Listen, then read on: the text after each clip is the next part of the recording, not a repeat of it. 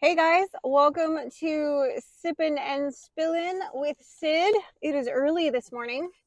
Um, I just dropped Frankie off. They're on spring break this week, and youth group is gonna go bowling and to play laser tag. Won't that be a hoot? So they're on their way into the big city to go have some fun, and I'm on my way back home to finish up a video, do some uh, prepping and cleaning up around the house because I am so excited. I can't believe it. I finally found them and they're finally coming.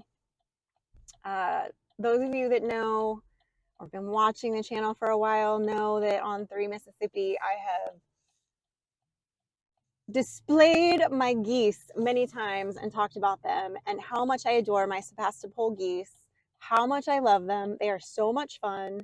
Um, They are the sweetest, most beautiful geese. If you don't know what they look like, Google Sebastopol geese. They are just, I just adore them. I think they are just one of the coolest birds ever. They have, they come in a couple different colors, but the typical one is white. They're flightless. They have curly feathers and blue eyes, and they're flightless, and they're just, oh my gosh, they're just the sweetest. Just very good, like just, and they're really good watchdogs, believe it or not. They will let you know if a vehicle pulls up, and they they get all excited when they see you, and they're a lot of fun. Well, I lost three out of my four that I had when we first moved here. When we got hit by that, I thought initially, that okay, this, we had them in like a dog run that was like temporary, but we tried to secure it as best we could. There was one weak spot, and of course, this pack of like wild dogs that like roam the area um, got a wild hare one night to get in there, and they got my peafowl. They got all but the one of my geese. Ended up surviving, and a couple of my chickens that I had brought with me that were rare breeds. And I was heartbroken because they were all birds that I had like raised by hand, and I just was absolutely, it was a gut punch. It was the worst. And I've been trying to find goslings, and Sebastopol geese don't lay very many eggs a year, so it's very hard to find them. And even the hatcheries, they have them for like a minute and then they're gone. Um, and that breed, when I first got into them, were very, very hard to find and not very popular and not very well known. And they're becoming more and more popular, which is great. It just means that because they are in such low quantities in their hatch rates, it is really hard to kind of get your hands on them. But I checked one more time because Mike had given me the green light. I had said, well, I found some, but then they were gone because I knew we weren't ready for them. And he said, well, we're almost ready. The coop will be done very soon. And he's like, a couple geese, that's easy for you to brood, right? And I was like, yes. And he said, well, if you can find them, they're hard to find, go ahead and pull the trigger. And I was like, don't have to tell me twice. So I got online and I found a few left at one of the hatcheries that I order from and McMurray. And I was able to snatch up a few. And I'm looking at the dates of when they're going to ship. They ship out this week, y'all. They are coming the week of Monday, the 20th. They are coming like right now. So not only did I find my geese, but I don't even have to wait for them. They're going to be here probably by, if they ship out Monday or Tuesday, I should have them by like Friday at the latest, depending on when they actually ship out. I am so excited. I cannot wait to snuggle little goslings and get them all tamed up. And I just can't wait. I'm so excited. There is nothing sweeter than cuddling on the couch with a baby bird. I don't care who you are. A baby gosling in your arms just makes my soul happy. And then I've got some ducks coming in the very beginning of May. In the very beginning of April, I've got my meat birds coming. And then towards the end of April, I've got the rest of my laying hens coming. So to kind of diversify my flock, so I'll have some really cool variety in eggs and breeds out there. And guys, I can't tell you, those of you know, I've just been just waiting for this part to really kick off. And it's really kind of lit a fire under my behind to get some things done and squared away before my animals start getting here, because once they get here, they really kind of my focus, So I'm like, man, there's some projects that I want to kind of get done. I want to finish that landscaping out front, kind of get that squared away before we get into, the heat of summer. So I got to probably get rolling on that in the next week or so.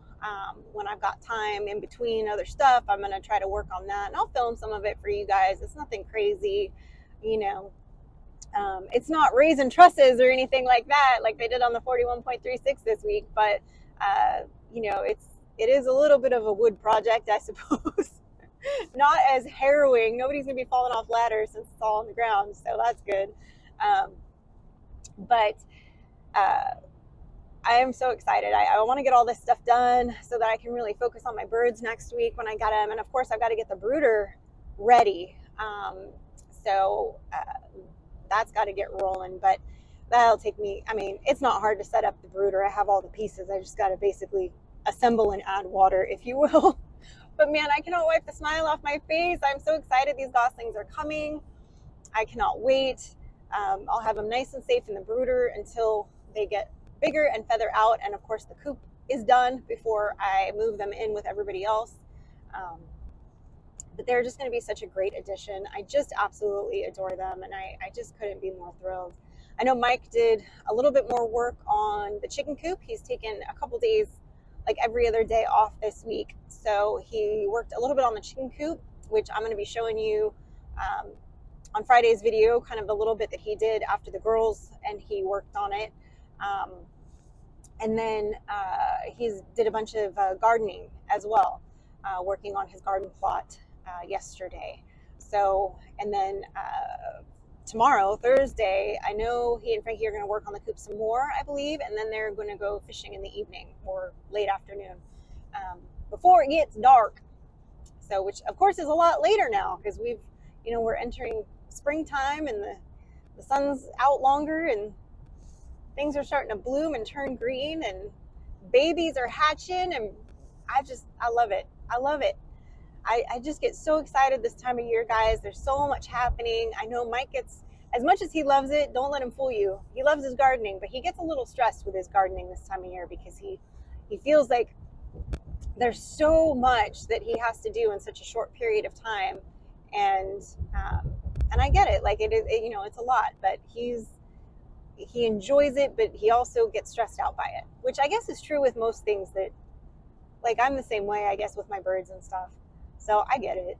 Like, things that I enjoy can still sometimes stress me out, especially when I feel like I just don't have enough hours in the day to get everything done. And you just kind of have to remind yourself to breathe and take it one step at a time and do the best you can and kind of keep it even, Steven. Because, we're only human and there's only so much that we can do in a day, and we need downtime and we need to sleep, and, there's all that kind of stuff.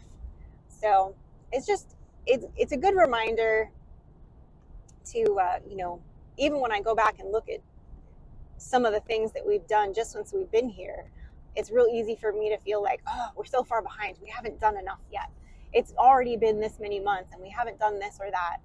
But then I have to stop and remind myself, yes, but we also did this and we did that and we got this done. And like, I have to remind myself of the accomplishments that we did do in that time frame.